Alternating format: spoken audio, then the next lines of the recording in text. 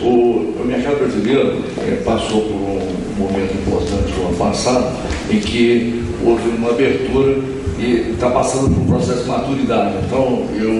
nós estamos vendo que a competição começou entre os players que estão no mercado e agora estão se anunciando novos players que vão entrar no mercado para fazer com que a competição, então, parta para esse patamar novo. Então, assim,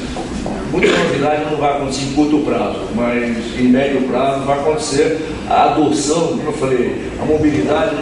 tem um assunto que não tem a ver com a abertura do mercado, sim com a adoção pela mobilidade das pessoas. Quer dizer, as pessoas escolheram, né, então indo para esse caminho, então as empresas vão ter que se adaptar, isso aí é melhorar, não tem jeito. Mas voltando ao assunto